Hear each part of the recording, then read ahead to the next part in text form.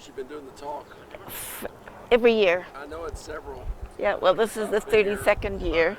How many? Actually, I was, yeah, I've been doing it every year, and I was a co-founder back in the first year, but I was in Japan for the first festival, so really I've just been doing it 30. How many years you been doing the talk? Every year. I know it's several. Yeah, well, this is the 32nd year. How many? Actually, I was, yeah, I've been doing it every year, and I was a co-founder back in the first year, but I was in Japan for the first festival, so really I've just been doing it 31 years. Gotcha. And it's been going 32? This is the 32nd year. Yeah, good. So you're a co-founder. Wow. Yeah. That's great.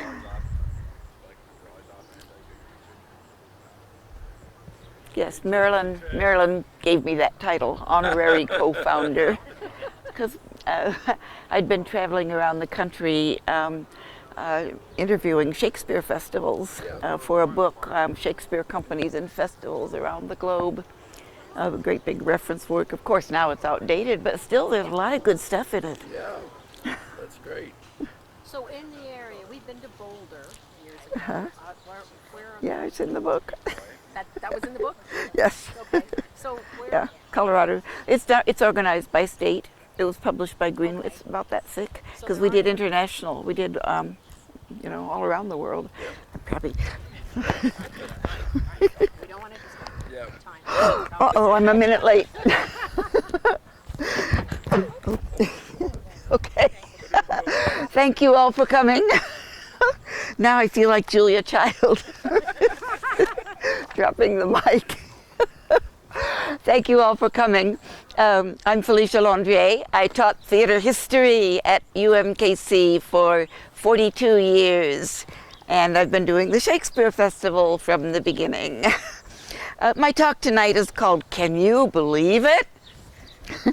But first, has anyone asked you the burning question that went viral on TikTok in 2023? How often do you think about the Roman Empire?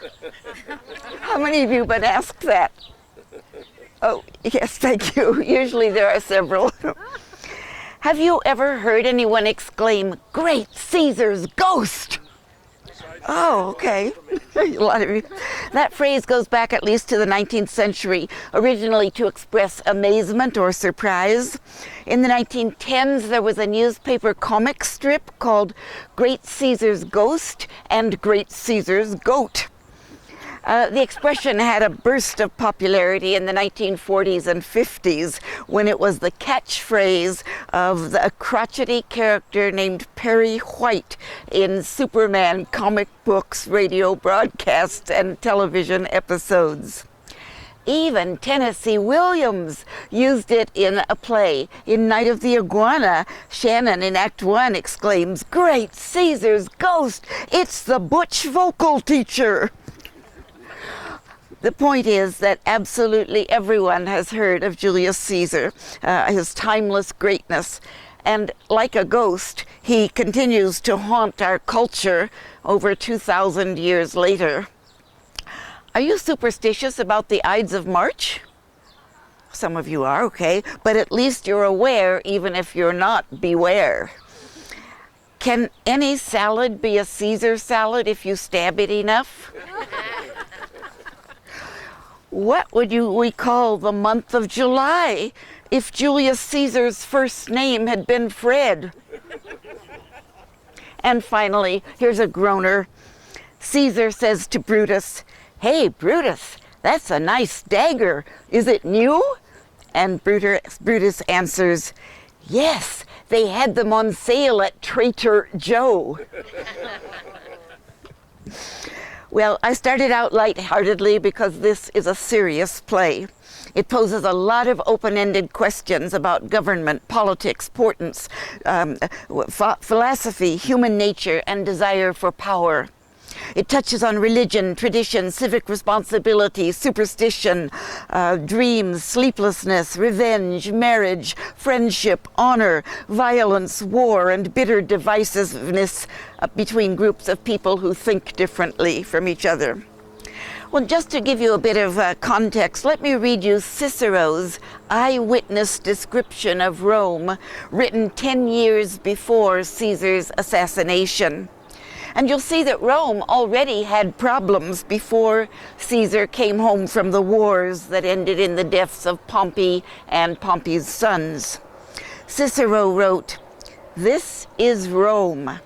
Our city is a cesspool of humanity, a place of deceit, plots, and vice of every imaginable kind.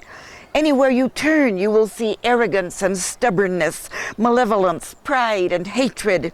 Amid such a swirl of evil, it takes a remarkable man with sound judgment and great skill to avoid stumbling, gossip, and betrayal."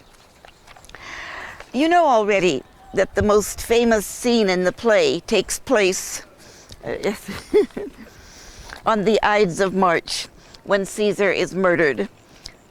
23 dagger stabs, although Shakespeare inexplicably says 33 dagger stabs. And he wasn't always exact. And Caesar was stabbed by people he thought were his friends and colleagues. That climactic scene divides the play into two parts.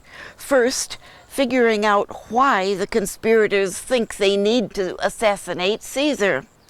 And after the deed is done, the rest of the play is about the consequences of their action. That bloody deed, whether from high-minded reasons or not, will, quote, "let slip the dogs of war." The worst kind of war, a civil war, that results in the very thing the conspirators thought they would prevent: Rome's switch from republic to empire, or in modern terms, from democracy to dictatorship. Shakespeare does seem to be saying that when people circumvent their government or laws and take matters into their own hands, it will end badly on both sides. It's clear to scholars that Shakespeare did his research on Rome's transition from republic to empire. Shakespeare knew the historical facts as well as any Elizabethan scholar could know the facts. But can you trust Shakespeare that his play Julius Caesar shows events exactly the way they unfolded in Rome in 44 BC? No. Shakespeare was using a universally known, world-changing event not only to make his point about the danger of civil discord, but also to create a popular entertainment. It's a dramatization that had to hold an audience's interest for 3 hours. So Shakespeare took some liberties with the facts. And that ties into my main theme. What can you believe? What authority can you trust? Especially in today's mass media culture, how can you know what's true? There are various ways we can relate Shakespeare's play to our own time, but for me, rereading it and seeing it on stage in 2024, this year Julius Caesar is about the difficulty of knowing what to believe. The difficulty of getting reliable information that will allow us to make rational choices. Just so you believe me that the problem of false information really is in the text that Shakespeare wrote, let's run through some lines from the play that relate to that theme. The character Cicero in Act 1 says, "Men may construe things after their fashion." And that's another way of expressing Caesar's famous observation, "Fere libentur homines id quod volunt credunt." Men believe what they want to believe. Brutus tells the other conspirators, "Let not our looks put on our purposes, but bear it as our Roman actors do, with untired spirits and formal constancy." Brutus wants to believe in his own virtuous, honorable intentions, so he deludes himself that he's doing something noble when he falls for Cassius's shrewd appeals. After the murder, Brutus tells Mark Antony, "Though now we must appear bloody and cruel, our hearts you see not." Notice the word appear, which, like the word show, pops up a lot to plant the idea that these men are performing, playing roles for each other and for the public. Brutus is prone to virtue signaling. Is that a mask that got stuck on his face? Or is his obsession with personal honor a sincere concern for keeping his integrity? After the murder, the conspirators make a performance of bloodying their hands, as if putting on costumes to wear to the marketplace while saying their lines, "Peace, freedom, liberty." Cassius imagines future reenactments, like the ones you will see here tonight. How many ages hence shall this our lofty scene be acted over in states unknown and accents yet states unborn and accents yet unknown? When Antony comes to speak with the conspirators over Caesar's body, he appears to accept the horrifying reality. He even shakes their bloody hands. But we soon see that he was playing a role for the conspirators. And it's very different from the role he plays for the public in his funeral oration. And different again when we see his fake collegiality with Lepidus. At the end of that cold-blooded proscription scene, Octavius comments to Mark Antony, "And some that smile have in their hearts, I fear, millions of mischiefs." And the prescription scene, by the way, is the one when Antony, Octavius, and Lepidus get together with a list of names and prick out the ones that they will declare outlaws to be executed, while their property is confiscated to fund the armies. And of course, Mark Antony, Octavius, and Lepidus will get their cut. When Brutus is camped with his army near Sardis, he doesn't know whether or not he can still trust his friend Cassius. He says, "There are no tricks in plain and simple faith, but hollow men, like horses hot at hand, make gallant show and promise of their mettle." Cassius says, "Brutus, this sober form of yours hides wrongs." But some of the things that go wrong for the Republican side result from Cassius and the others believing that Brutus knows best, simply because he is such an honorable man. Brutus says Cicero should not be invited to join the conspiracy. Brutus says Antony should not be killed with Caesar. Brutus says Antony should be allowed to speak to the crowds over Caesar's corpse. Brutus tells Cassius that their combined armies should march to Philippi rather than resting up and letting the troops under Antony and Octavius come to them.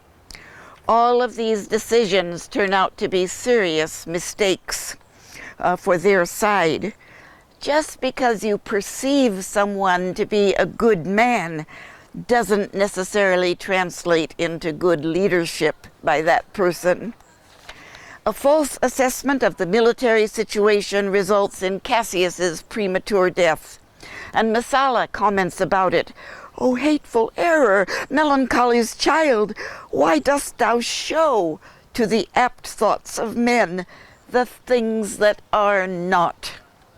And Titinius, speaking to the corpse of Cassius, reinforces the point, "Alas, thou hast misconstrued everything." I hope these examples make the point that it takes a lot of objective, critical thinking to get close to figuring out the wisest course of action. Now let's go back to the beginning, when it's all about weighing whether or not Caesar poses a danger to the Republic. In the opening scene, the little people of Rome are all excited about the street celebration for Caesar's victorious return to the city in a formal procession called a triumph. A victorious general could apply to have a triumph if he had killed over 5,000 enemy troops. Caesar's lifetime record was over 2 million. But in that opening scene, two tribunes, elected representatives of the people, Morellus and Flavius, remind the plebeians of the good old days when the great Pompey, the General Pompey, returned in triumph over foreign lands, bringing captives and tributes to enrich the public coffers. Caesar's victory, by contrast, was over fellow Romans, the sons of Pompey. Should this be celebrated? When Julius Caesar enters, his first orders are to his wife, Calpurnia. Caesar tells her where to stand so that Mark Antony can touch her during the ritual running of the Lupercalia.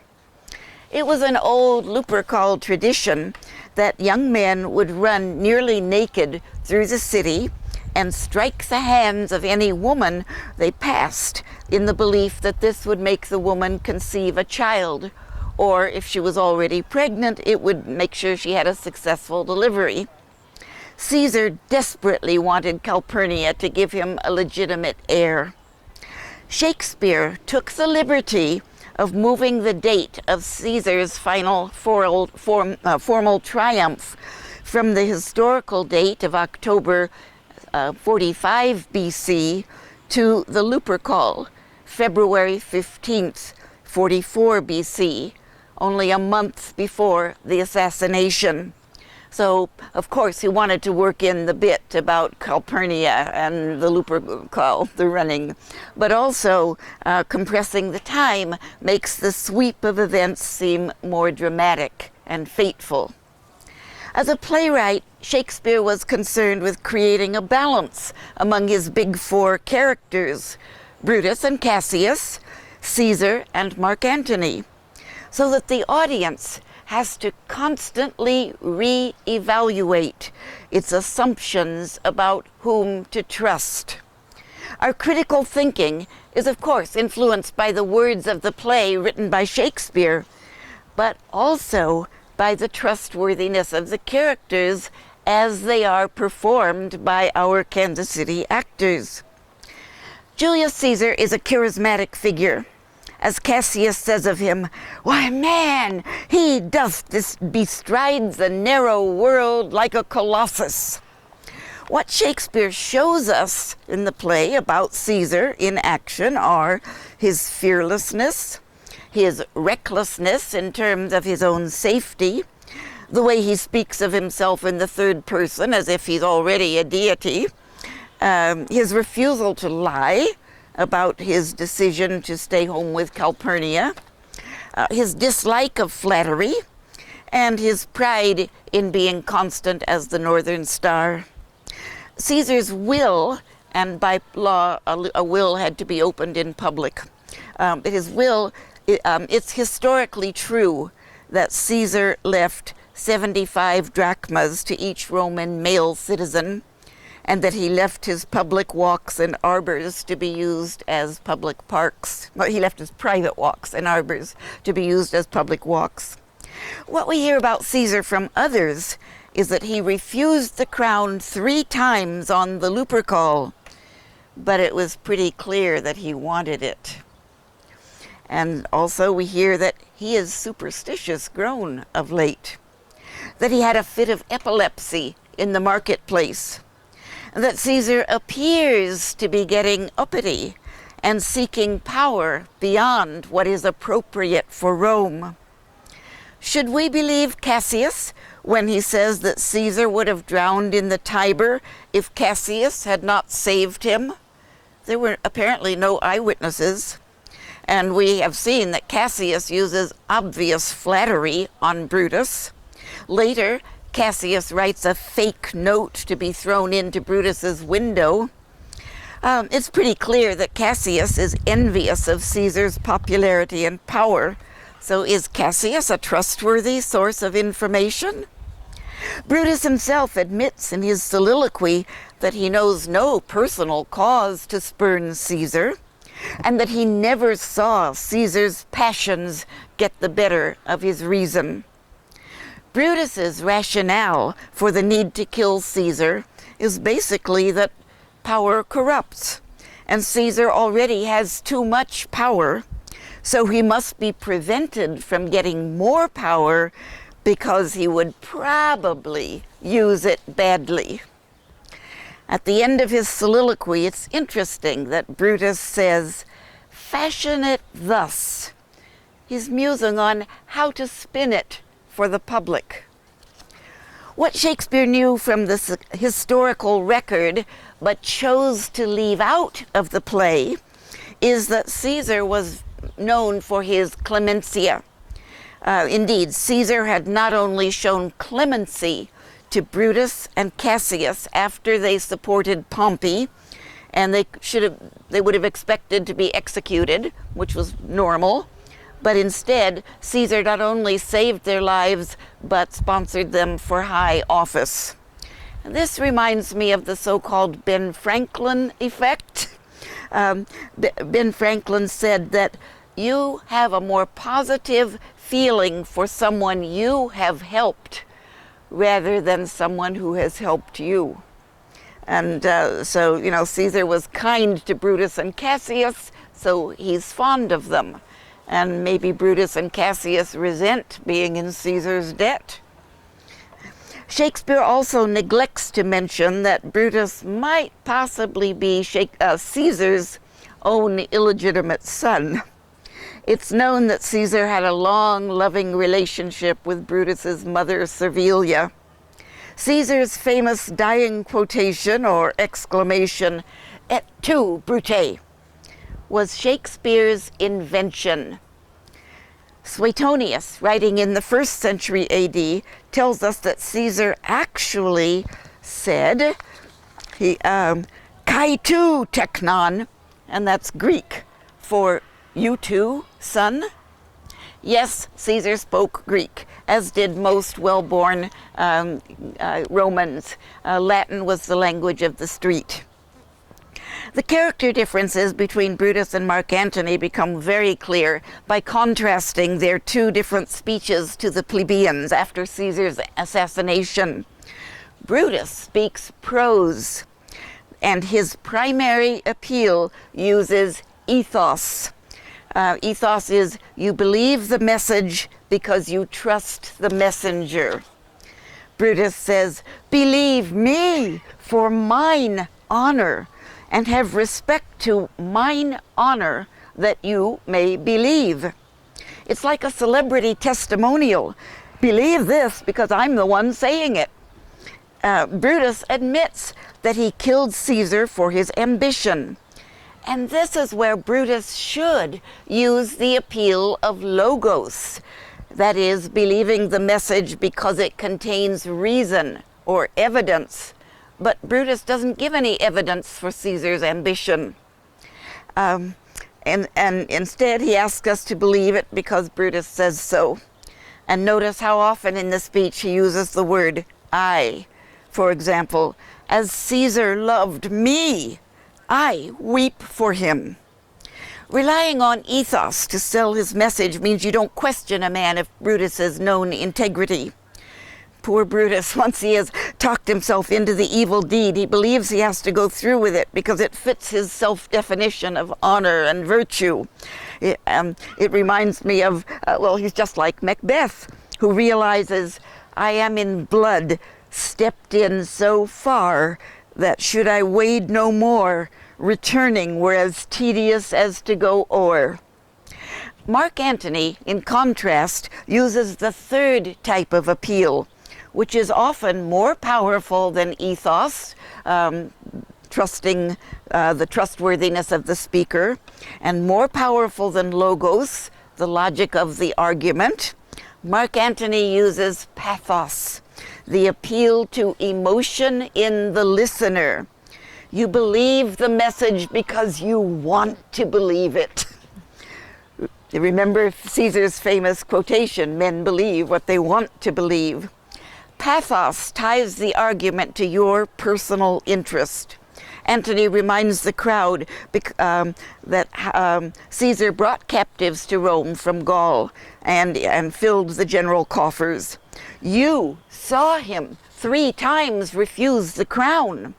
You all did love him once, not without cause. And a little later, Mark Antony teases them along by saying he'd better not read Caesar's will to them because it is not meet you. Know how Caesar loved you. You are not wood. You are not stones, but men. Think of modern advertising. Pathos is almost always more effective at getting you to buy the product or vote a certain way than either ethos or logos, even though ideally it would be better if everyone had the critical thinking skills to prefer logos. That is logic, reason, evidence. But beyond Antony's choice of pathos over his ethos or the more rational logos, there is the fact that Antony's speech is in iambic pentameter. Speaking poetry signals that it comes more from the heart than prose. And finally, of course, Caesar's body is a great prop. Now, as a disclaimer, I have to tell you that the historical Antony was not as sympathetic as this production makes him. Because of some cuts in the proscription scene, you don't see the full extent of his cold-bloodedness in planning executions. Brutus is correct in describing Antony as given to sports, to wildness, and much company. And it's true that the historical Antony liked to eat and drink and carouse all night. He even enjoyed having the bleeding heads of the ones who have been executed brought in and set on the table while he was eating. And the first one of those was Cicero. But we can only go on what's in the play as we make our value judgments about the characters of Caesar, Antony, Cassius, and Brutus. Which ones can we trust? Can we believe any of them? If they were wearing suits and ties, would you buy a used car from any of these men? The main characters all appear together in Act 5, Scene 1, right before the Battle of Philippi.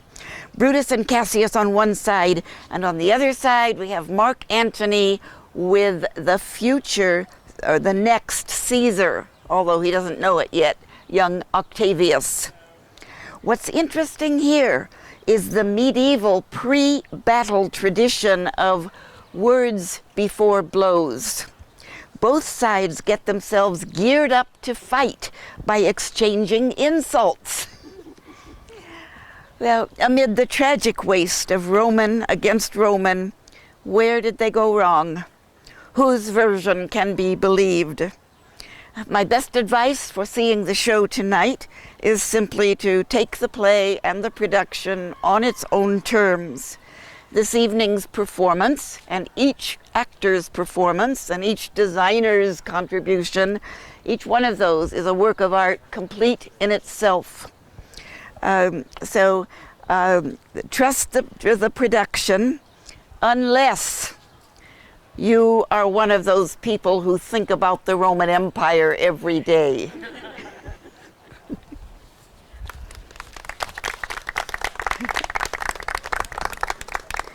I left you a couple of minutes for questions. Are there any questions? Yes. That was a great talk, and it's so applicable to life today about what do you trust, especially with the internet. Yes. Well, what about the very last part where I think Mark Antony says about Brutus being Yes. a great. This was the man. noblest Roman of them all. Was that just another lie from a sociopath, or was he really, did he believe what he was saying? That's a very good question. It's I think there is a grudging respect. There has to be. But you know, that's a good question. So we don't know. I think he believes it, that this was the noblest Roman of them all. All the other conspirators, save only he, did that they did in envy of great Caesar. And basically that's what the play tells us. So Antony is kind of reinforcing it as a closing clincher. But you can make your own judgment. But all along, Mark Antony is just looking out for his own self and his own Oh yes, Octavius or whatever, right. the power. Yes. Octavius at this point is rather callow. He's very young. He has been leading an army, but he matures a lot until in the next play, Antony and Cleopatra. And then it was a couple Caesars later, before Jesus was born, the Caesar that Augustus Caesar or whatever. Well, Augustus Caesar is Octavius. Oh, it's the same. Octavian becomes Octavius, becomes Augustus Caesar.